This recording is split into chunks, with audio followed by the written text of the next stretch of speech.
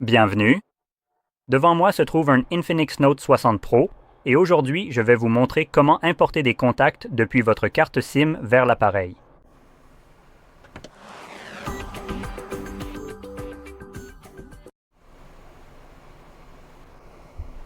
D'accord, alors pour commencer, vous voudrez tout d'abord ouvrir votre application de contacts autonome sur votre appareil, comme par exemple, ça devrait être quelque part au début. Oh voilà, c'était juste ici. La première fois, vous aurez cette fenêtre contextuelle agaçante, autorisez les contacts à vous envoyer des notifications. Non, non. Il n'y a aucune raison pour que l'application elle-même vous envoie quelque notification que ce soit, car quelles seraient ces notifications de la part d'une application conçue uniquement pour stocker des contacts? Quoi? Félicitations, vous avez importé un autre contact? Ouais, refusé.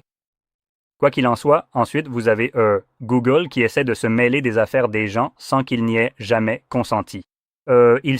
C'est essentiellement une page pour que Google essaie de vous inciter à leur permettre de voler les informations d'autres personnes sans le consentement de ces dernières. Connais ta place, ordure. Rejeté. Maintenant, en sauvegardant vos contacts sur le cloud, vous donnez en fait les informations personnelles d'autres personnes pour que Google puisse les exploiter à fond pour se faire un fric fou, et il n'y a aucune raison pour que nous fassions cela. Google ne nous paie pas pour ces informations, mais ils les vendent pour faire du profit. Bref, donc ici, je veux juste souligner rapidement que je suis connecté à un compte Google, et la plupart de ces contacts que vous voyez ici, ou même tous, sont quasiment tous sur le compte Google. Donc le total des contacts est de 97 et sur Google, j'en ai 94. Pour une raison quelconque, nous ne voyons pas vraiment les contacts de la carte SIM ici comme une option, ce que l'on voit généralement. Mais peu importe, passons à la suite. Donc, nous allons aller dans Organiser, et comme je suis connecté à un compte Google, Google me met juste toutes ces saletés ici au premier plan. Donc, pour trouver l'option dont j'ai besoin, nous devons aller tout en bas et trouver l'option Gérer la carte SIM.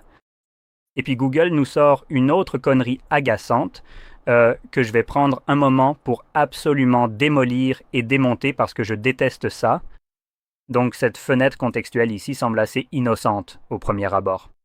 Donc Google veut que nous importions les contacts vers l'option qui est visible, c'est-à-dire l'appareil et Google, et ensuite il cache l'autre option, qui ne les inclut pas. Alors, qu'en pensez-vous?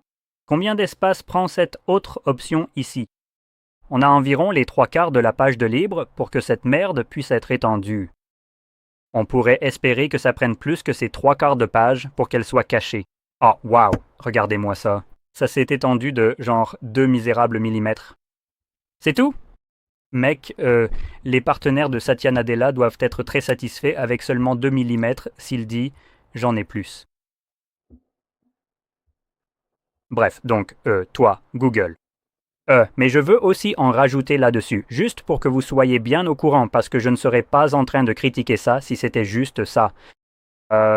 S'il y a plus d'options juste ici, comme plus de comptes Google auxquels vous êtes connecté, devinez quoi? Ils seront tous visibles. Ils auront tous chaque type d'option individuelle comme celle-ci, donc appareil et Google, et ce sera listé comme ici pour test 2. Nous aurions par exemple pour test un au-dessus de ça en tant qu'option séparée. Et ils seront tous visibles, mais l'appareil seulement est toujours dissimulé. À moins que vous n'ayez aucun compte Google, alors il est visible. Ce n'est pas comme si vous pouviez choisir autre chose. Donc absolument méprisable parce que comme je le disais, c'est juste Google qui manipule les gens, et je déteste être manipulé. Il n'y a aucune raison pour laquelle, comme je le disais avant, vous devriez donner les informations d'autres personnes à Google pour qu'il les monétise. Et Google veut vraiment ces informations, évidemment, comme vous pouvez le voir. Quoi qu'il en soit, selon l'option que vous sélectionnez, vous pourriez voir certains de vos contacts être désélectionnés et grisés. Si vous voyez une telle chose, ne vous inquiétez pas. Ces contacts existent déjà dans tous les emplacements vers lesquels vous avez choisi d'importer des contacts. Pour expliquer cela, si vous avez choisi uniquement l'appareil comme emplacement unique d'importation, contrairement à Google et l'appareil, si ces contacts ou l'un de ces contacts existe déjà sur l'appareil, alors ce contact sera désélectionné et grisé. Mais si j'ai choisi Google et l'appareil, si ce contact n'existe que sur l'appareil mais pas sur Google, il apparaîtra normalement, et je pourrai alors l'importer vers cet autre emplacement, c'est-à-dire Google, où il n'est pas présent, comme s'il y manquait. Quoi qu'il en soit, vous pouvez évidemment aussi désélectionner les contacts dont vous ne voulez pas, puis cliquer sur Importer. Maintenant, si vous avez choisi d'importer vos contacts vers le cloud, je crois, avec la première fenêtre contextuelle que nous avons vue à l'ouverture, enfin, techniquement la deuxième fenêtre, ce que vous obtiendrez aussi maintenant, c'est une autre fenêtre contextuelle après l'importation de vos contacts pour essentiellement effacer les contacts importés de la carte SIM, pour essentiellement libérer de l'espace de stockage dessus. Les contacts SIM, qui ont été importés, ne seront pas affectés. Vous voulez garder vos contacts. C'est une manœuvre bidon de Google pour supprimer votre sauvegarde physique et garder un contrôle total afin de vous rendre encore plus dépendant d'eux. Oui, bien sûr. Et juste pour vous donner un exemple, pour vous montrer à quel point c'est débile, est-ce que vous allez à votre voiture, prenez un tuyau en caoutchouc et siphonnez une partie de votre essence du réservoir pour pouvoir aller à cette station-service et remettre de l'essence? Si la réponse est non, alors vous voulez absolument garder vos contacts. Si la réponse est oui, peut-être devriez-vous d'abord vous faire aider et ensuite sélectionner conserver vos contacts de toute façon.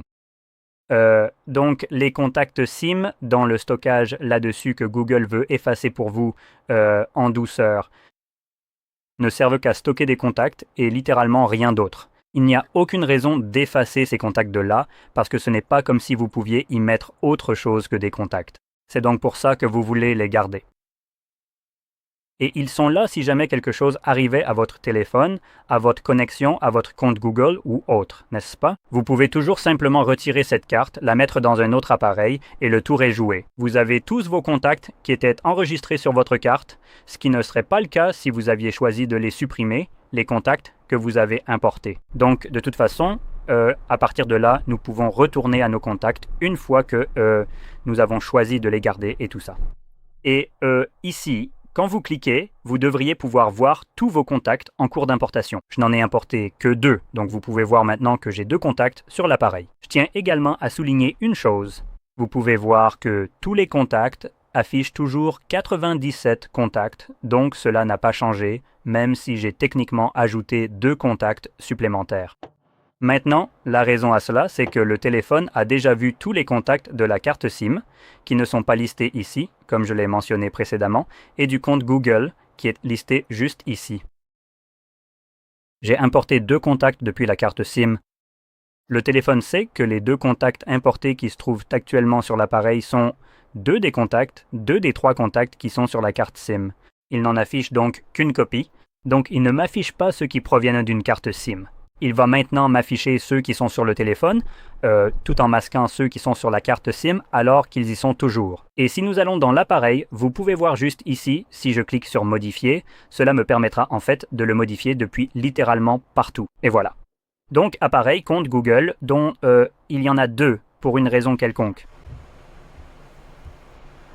Pour une raison inconnue, la carte SIM ne s'affiche pas ici, alors qu'une option SIM devrait apparaître. Si les contacts de l'appareil prennent le pas sur ceux de la SIM, c'est parce qu'ils permettent d'ajouter des détails comme des photos lors de la modification.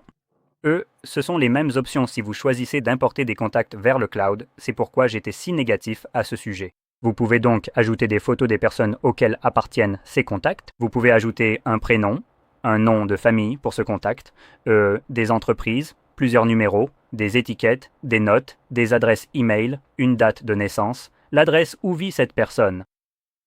Ensuite, nous pouvons ajouter des éléments comme des personnes liées, des départements, des intitulés de poste, des surnoms et ainsi de suite. Peut-être que Google aimerait aussi, vous savez, votre carte de crédit, tous les numéros et aussi les 3 chiffres au dos.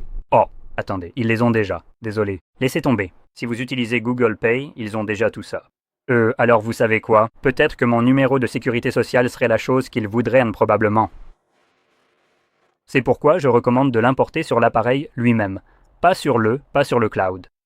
Il y a beaucoup d'informations personnelles d'autres personnes qui n'ont jamais consenti à ce que leurs informations soient volées par Google. Bref, c'est à peu près tout. Donc, si vous avez trouvé cette vidéo utile, n'oubliez pas de cliquer sur « J'aime », de vous abonner et merci de l'avoir regardée.